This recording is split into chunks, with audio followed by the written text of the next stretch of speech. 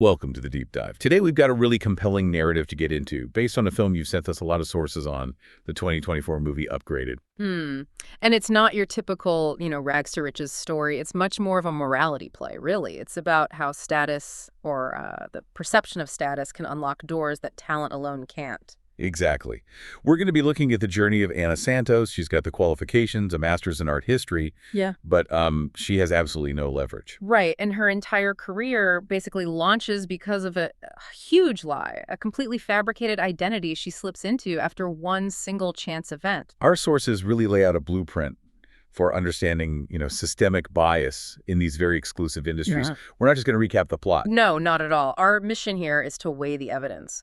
Was Anna's lie a necessary evil, a survival tactic in a world that's just brutal? Or was it a fundamental moral failing that was, always destined to blow up in her face? And crucially, how did she manage to turn that fraudulent start into genuine earned success? Okay, let's unpack this. So we have to start with her baseline situation, which is pretty desperate. It really is. That's the engine for the whole story. Yeah. The sources make it clear Anna has this great degree, but she's completely broke. She's living with her sister and her fiancé in this tiny New York City apartment. And they are not happy about it. You can feel that tension. So there's financial pressure, but it's also the professional pressure at her job, at Irwin's. Oh, absolutely. And Irwin's is a total pressure cooker. The main source of that heat is her boss, Claire. Right. And it's not a meritocracy. Not really. It's all performative. Claire demands this, flawless perfection. And the sources show over and over again she cares about optics first, talent second. That one detail where Claire judges everyone's outfits before an auction, and she tells Anna to go stand in a corner because of a tiny stain on her top. It's so revealing. It tells you everything you need to know about that world. Your value is all about your perceived status, not whether you can actually analyze a piece of art. But then, almost immediately, Anna's actual talent cuts through that. She finds a massive mistake in the auction list. A 7-figure mistake. And she's been told, stay in your lane, but she corrects it anyway. And of course, she saves the company a huge amount of money and liability. And what's the reward? The person who made the mistake gets fired on the spot. Instantly.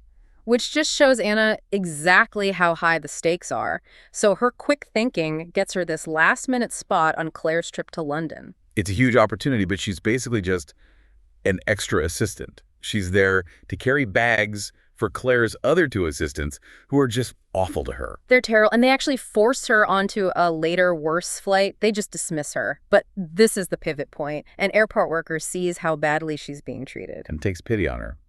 Upgrades her from economy to first class. She literally goes from the back of the plane to the front of the plane, and that's the whole theme right there. What's fascinating here is how quickly the environment changed the perceived value of Anna. She's the same person. She has the same degree, the same knowledge. But her seat assignment completely transforms how she's seen. Her competence is suddenly, upgraded by default. And that new social contract gets tested immediately, doesn't it? Instantly. In the first class lounge, she spills her drink on a guy named Will. He's also headed to London. They start talking, and he assumes. He assumes she's a big shot at Irwin's, and she doesn't correct him. No, she leans into it. She says she's the company's youngest director.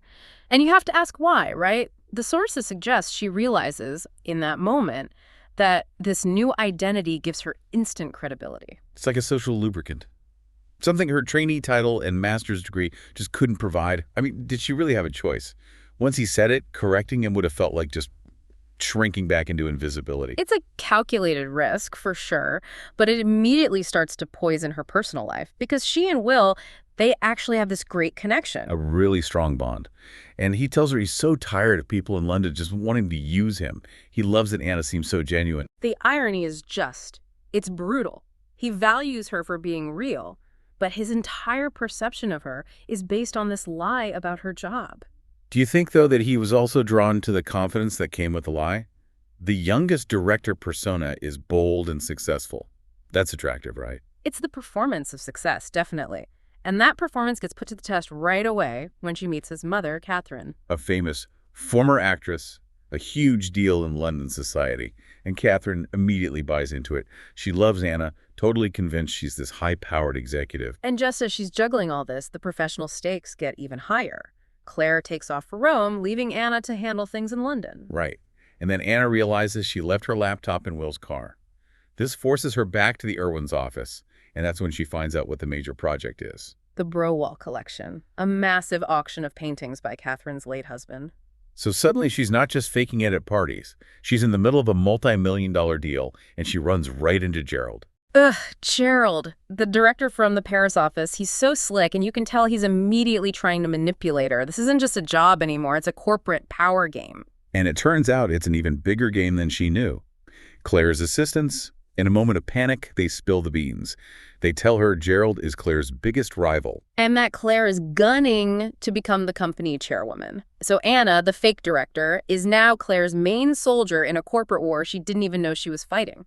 This is where the facade actually becomes strategically useful. It really is. The assistants try to sabotage her, give her this tiny, horrible office, but Anna knows she has to score a win to impress Claire from afar. And Catherine texts her to come get the laptop at this huge party. Perfect opportunity. And Anna leverages her fake status perfectly. She meets this famous artist she loves, and because Catherine introduces her as an equal, a director, she uses that clout to get these impossible-to-get tickets that Claire desperately needs for a client. The lie gave her access, but Anna's quick thinking sealed the deal. But the real breakthrough, the one that's based on her actual talent, happens with Catherine and the art itself. Yes. Catherine shows her the paintings by her late husband and admits she finds them strange. And this is Anna's moment. She draws on her master's degree, her real knowledge, and gives this beautiful, scholarly interpretation. She explains that what looks like darkness in the paintings is actually a representation of love. And it connects so deeply with Catherine. It changes the art from just, a bunch of assets into this emotional legacy. This is the twist, right? The lie got her in the room, but her genuine talent won over the client. And Catherine, who's totally moved and still thinks Anna is a director, insists that Anna, not Claire, should handle the auction. But Anna shows some real integrity here. She actually says no. She defends Claire, says she's the talented director who should run it. She's loyal, even inside the lie. It's a complex moment, but things are getting tangled. The personal and professional are about to crash. Claire comes back. She's thrilled about the tickets. Anna goes on a date with Will, using those tickets, wearing one of Claire's dresses. It's the peak of her performance. She's at this big event, and Catherine is publicly praising her, saying Anna's insight made her miss her husband. But right then, a photographer snaps a picture of Anna in Claire's dress with the huge client, and then Claire herself walks in, sees Anna wearing her clothes, and Anna just panics and runs. For 1 second, though, it seems like it's all going to work out. Will is helping her with work stuff. Claire is impressed. She's about to offer Anna a real job. And then the call comes. Catherine cancels the entire auction unilaterally. Anna is just crushed. She immediately thinks it's her fault, that her personal interpretation of the art was unprofessional and made Catherine pull back. She thinks it's a moral failure. The whole thing just spirals. Will shows up. He's so happy he got his job in New York. And Anna, who's in the middle of this career catastrophe, just lashes out at him. Pushes him away completely. Yeah. And then the final nail in the coffin. That photo from the party circulates around the office. And Claire sees it. She sees the full scope of the lie. Anna in her clothes, posing as a director with her client. It's a public embarrassment. She has to fire her. This raises an important question. Looking at the source material, did Anna's genuine talent make the lie necessary to gain that leverage? Or did the lie just end up poisoning everything anyway? I think the timing was everything. If the lie came out after a successful auction, maybe it's a slap on the wrist. But it came out during the chaos of a canceled deal. Claire had to fire her to save her own skin. Which brings us to Anna's absolute lowest point. She's fired, she calls home, and finds out her sister replaced her with a dog. She has literally nothing left, and that's what forces her to finally be honest. She goes to Catherine and just confesses everything. I'm not a director, I'm a trainee, I've been lying this whole time. And Catherine's reaction is, it's the pivot for the entire film. It forces you to rethink everything about power and art. She's not angry. No, she's impressed.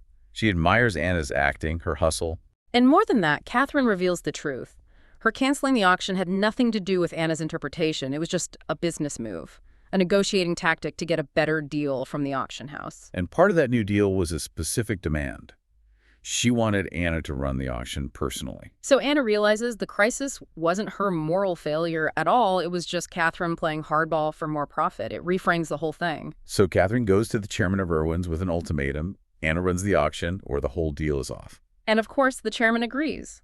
Money talks. So now Anna is in charge, for real. And she faces this test of character. Gerald, her rival, tells her she should fire Claire, get some revenge. But she doesn't. She refuses. She says she needs Claire because Claire is talented and good at her job. And that act of loyalty, of recognizing real merit, is what finally wins Claire over. It's a great moment. The result is this massive triumph. The two of them, working as partners, run the auction. It breaks all the company's records. Claire gets her promotion to chairwoman. And Anna proves her worth, undeniably. Then there's just one loose end. Will. Right. She finds him coaching his kids' team. She apologizes, and she's just brutally honest about her desperation. My entire career depended on it, she says. And Will admits, he hates the lie, but he also regrets that he didn't get to meet the real her first. They clear the air.